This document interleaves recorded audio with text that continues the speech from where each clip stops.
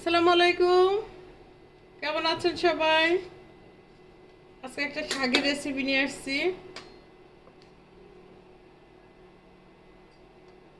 হাঁড়িটা গরম হয়ে গেছে, তেল দিয়ে দিব। বিসমিল্লাহ।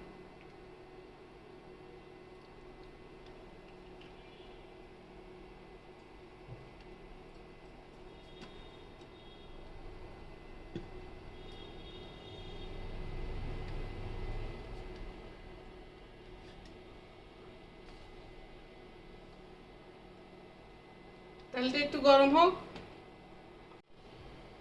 তেলটা গরম হয়ে গেছে, পেঁয়াজ দিয়ে দিতেছি।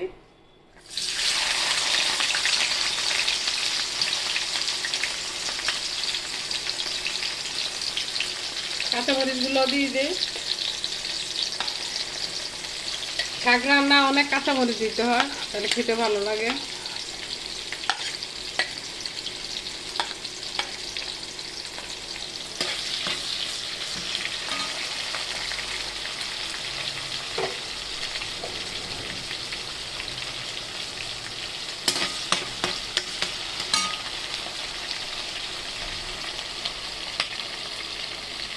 পেঁয়াজ রসুন বাটা,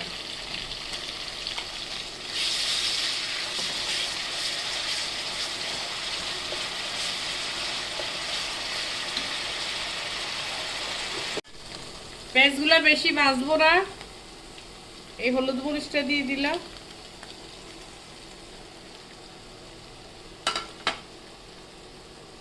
সামান্য একটু পানি দিই।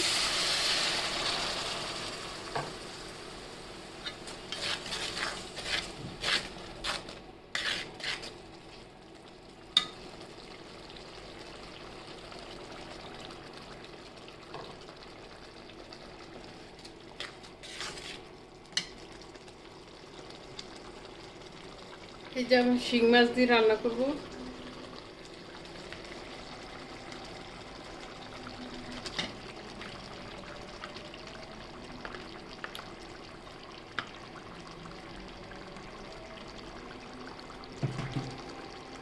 শিং মাছ পরিষ্কার করা অনেক কষ্ট, আমি যতটুকু পারছি করছি।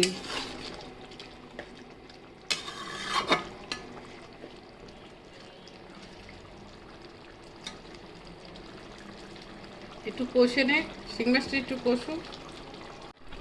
শিং মাছটা কষানো হয়ে গেছে, আর মাছগুলো উঠিয়ে ফেলবো। এর ভিতরে শাক দিলে মাছগুলো ভেঙে যাবে।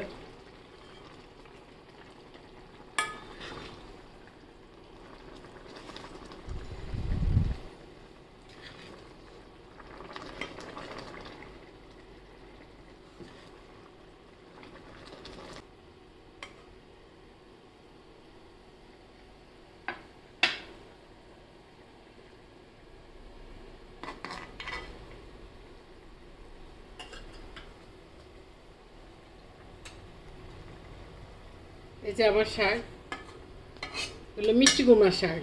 এটা কাটার পরে আমি একটু ধুয়ে ভাপ দিয়ে নিয়েছি, দিয়ে দিলাম।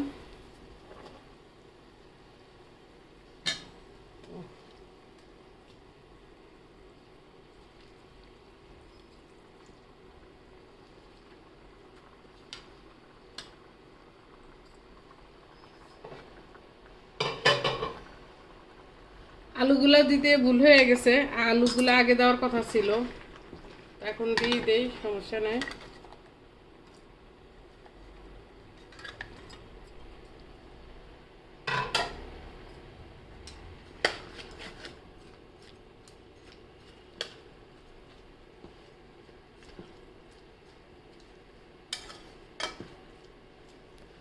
একটু সিদ্ধ হোক, আলুটা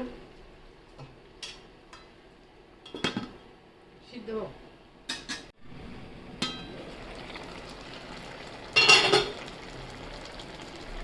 একটু লাগা দিয়ে দিই।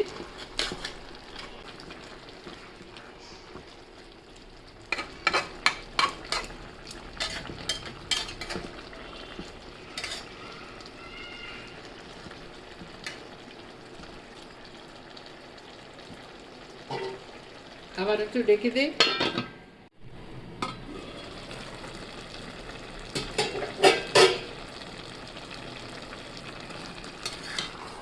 আবার একটু লাড়া দিয়ে দিই।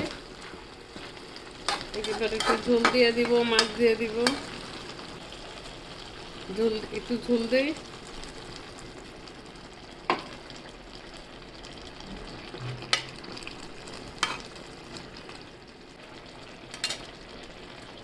মাছটাও দিয়ে দিব এখন।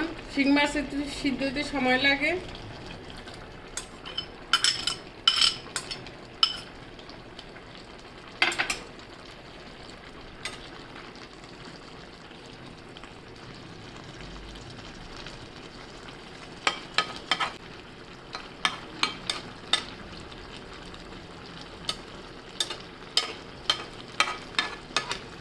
শীতের দিনে শিং মাছ দিয়ে শাক দিয়ে অনেক খেতে অনেক মজা লাগে, আর অনেক সুন্দর একটা গ্রান বেরিয়েছে শাকে।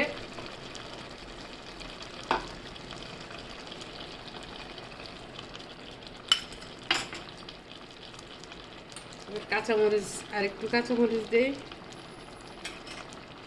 শাক তরকারিতে অনেক কাঁচামরিচ দিবেন, খেতে অনেক মজা লাগে তাইলে।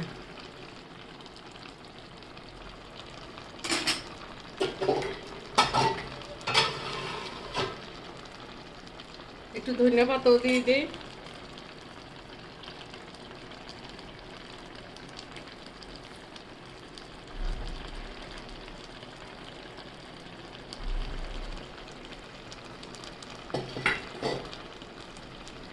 আবার একটু রেখে দিই।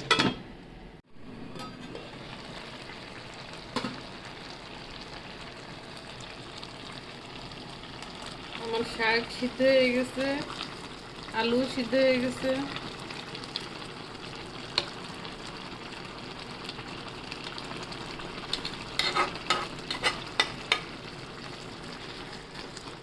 একদম গ্রাম দেশের তরকারি। গ্রাম দেশে এই তরকারিটা গরম গরম দুয়া ওঠা ভাত রোদ্রে বসে খেতে অনেক মজা। এখনই গ্রামে যাবেন, যে মজার মজার মাছ খাবেন, শাকসবজি খাবেন, ফ্রেশ ফ্রেশ। লবণ টবণ সব ঠিক আছে আপুরা?